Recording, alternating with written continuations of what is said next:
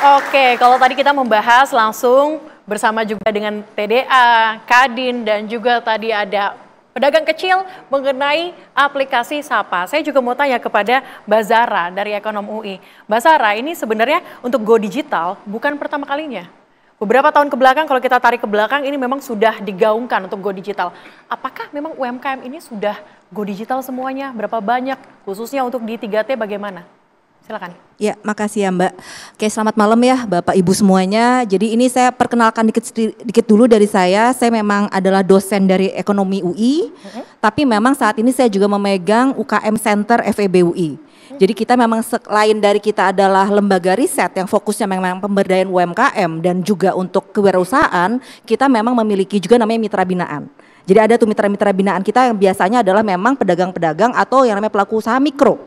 Ya, walaupun ada yang kecil juga ada yang menengah juga ada, tapi kebanyakan memang yang masih omzetnya di bawah 2M. Nah, kami pun memang kira-kira tahun 2023 memang memiliki penelitian bersama Komdigi, bersama Bappenas, dan bersama GIZ waktu itu. Fokusnya memang mengenai digitalisasi UMKM. Fokusnya adalah kepelatihan. Nah, dari hasil penelitian kami memang melihat nih sebenarnya kata-kata digitalisasi ini penting sekali. Ya, karena kita juga bisa lihat di zamannya COVID, pelaku UMKM yang survive dan bahkan bisa meningkat pesat omsetnya adalah yang masuk ke digitalisasi. Jadi ini memang penting, gitu kan. Tapi kemudian ketika kita melakukan yang namanya penelitian, balik lagi kami peneliti ya, tidak hanya di Jakarta, kita juga ambil sampel juga dari Sumatera, kita ambil sampel juga dari Kalimantan, Sulawesi, Papua. Nah, kita memang melihat nih masih banyak sekali tantangan, hambatan. Nah, ini mirip tadi seperti Pak Husin bilang, salah satu yang utama adalah outdated gadget, itu bahasa kita. Gadgetnya nggak cukup untuk yang namanya masuk ke digitalisasi. Yang kedua adalah tentu saja bisnis mindsetnya. Banyak orang masih berpikir ngapain ya saya harus masuk digitalisasi. Orang saya jualan biasa aja bisa nyekolahin anak, bisa bayar listrik, bisa makan gitu kan. Terutama juga literasi digital, literasi finansial. Dan kalau kita ngomongin daerah 3T, masalahnya adalah akses. Kita ngomongin akses internet ya, kalau digitalisasi kan pasti butuh internet nih. Akses internetnya kurang, plus akses informasi. Ini kita ngomongin segala hambatan gitu kan. Tapi kalau tadi saya pun mendengar dari Pak Menteri tentu saja kan ya, ini bagaimana mengenai Sapa UMKM? Penting nggak? Oh penting gitu loh menurut saya. Okay.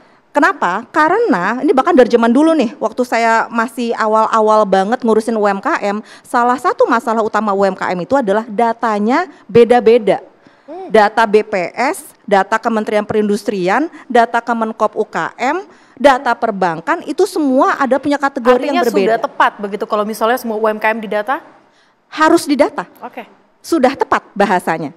Nah, pertanyaannya bagaimana? Nah, bahasanya ke situ kan ya. Karena kalau saya berusaha nih yang namanya menggabungkan nih, saya ngerti banget visinya Pak Menteri, itu visi saya juga Pak. Saya pengen banget ada satu data.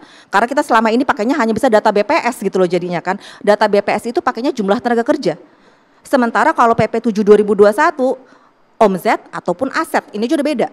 Maksudnya kan, tapi kembali lagi hasil penelitian kami pun dan juga hasil saya diskusi langsung ya dengan mitra binaan kami yang di Depok ya, kita nggak ngomong daerah 3T nih ya, ini masih PR banget nih, bahkan untuk yang namanya daftar NIB.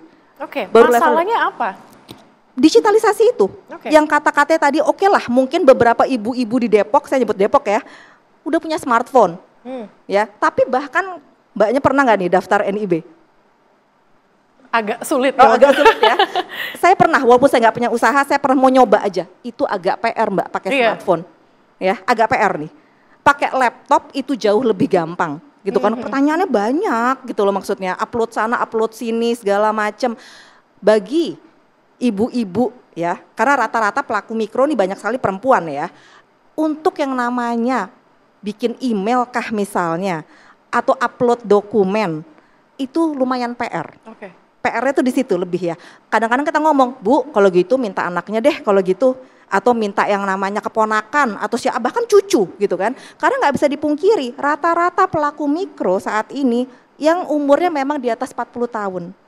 Yang mungkin yang namanya untuk mengakses atau mempelajari sesuatu yang baru itu tidak secepat Gen Z yang sekarang. Oke. Tapi kalau Mbak Zara melihat target Pak Menteri 40 juta UMKM seperti apa? Targetnya ya insya Allah bahasa gitu ya Pak, saya mendukung loh Pak. Tapi pertanyaannya kapan? Pertanyaannya bagaimana? Karena penekanannya gini, kata-katanya mungkin wajib, saya ngerti juga misalnya Pak Husin tadi kan ya, kata-kata wajib nih bagaimana. Saya aja bertanya-tanya kalau wajib tuh bisa ada penalti tuh biasanya kalau saya yang lihatnya kayak gitu. Tapi sebenarnya mungkin kalau saya melihat dari sisi saya sebagai peneliti, orang-orang tuh kadang-kadang lebih enak kalau ada kata-kata, ada carrot and stick ya. Nah mungkin orang akan lebih nyaman kalau dikasih tahu carrotnya apa, wortelnya apa dibanding sticknya atau dibanding tongkatnya yang bisa mukul mereka. Nah jadi kita aja biasanya selama ini di UKM Center setiap kali kita mensosialisasikan NIB, jangan salah kami juga sangat mendukung NIB. Setiap mensosialisasikan NIB kita harus menekankan untungnya apa sih? Tadi Ibu juga bilang kan ya untuk pembiayaan itu bagus sekali, untuk bisa daftar ekspor. Itu penting ya untuk daftar pelatihan-pelatihan, setuju sekali karena saya juga selalu mengatakan itu. Tapi memang menurut kami, karena kita ngomongin juga namanya psikologis manusia ya, terutama pelaku UMKM kan manusia semua nih. Itu memang perlu malah dikasih tahu apa nih untungnya buat mereka. Itu yang nomor satu sebenarnya. Langsung saja Pak Menteri. Nah, ini menarik nih, udah masuk kepada untungnya. Saya ada tadi yang belum saya tuntas, saya jelaskan analogi semut itu. Usaha mikro kecil menengah ini seperti semut, 57 juta tersebar di seluruh Indonesia. Ada yang di hotel bintang 5, ada yang di daerah, di desa, di gedung, di kampung, di desa tersebar. Nah, kalau kita datengin satu-satu hampir nggak mungkin. Maka dari itu, Sapa UMKM ini seperti gula. Jadi kita letakkan gula itu, biarkan semut-semut ini datang. Ini filosofi sederhananya. Berarti secara mindset, secara substansi dan prinsip, Sapa UMKM ini harus menjadi gula.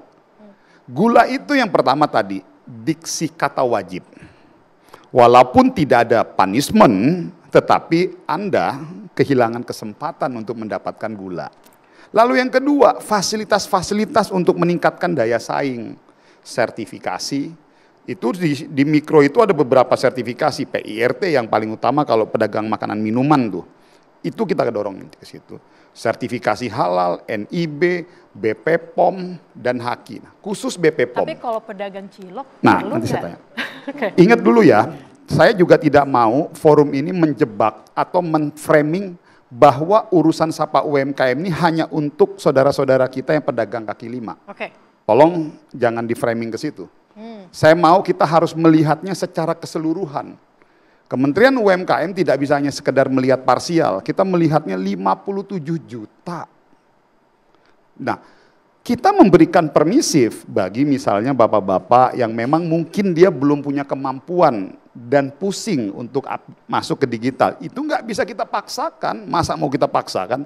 Makanya kan tadi dari awal saya bilang, tidak akhirnya kalian tidak masuk Sapa UMKM lalu dikatakan ilegal. Enggak, kalian bisa berjalan, tapi kehilangan kesempatan aja.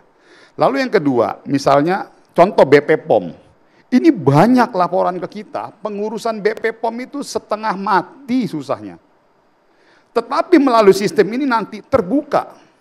Pertanyaannya, yang mana sih yang susah ngurusin BP POM? Hari ini kan kita nggak tahu nih. Kita ini seperti teriak. Saya sedih Mbak, saya sebagai Menteri UMKM ini seperti dalam ruang gelap. Semua teriak, tolong saya, tolong saya, tolong saya. Tapi orangnya saya nggak tahu di mana. Karena ini ruang gelap semua. Nah kita mau hidupkan lampu dalam ruang gelap itu. Dengan data. Dengan sistem Sapa UMKM ini. Jadi siapapun dia yang merasa terhambat, siapapun dia yang tidak mendapatkan fasilitas, dengan sistem Sapa UMKM mereka bisa terbuka dan kita tahu. Pak Menteri, pertanyaan saya. Literasi digital jadi persoalan bagaimana Kementerian UMKM menghadapi ini. Usai jeda tetaplah bersama kami di Indonesia Business Forum.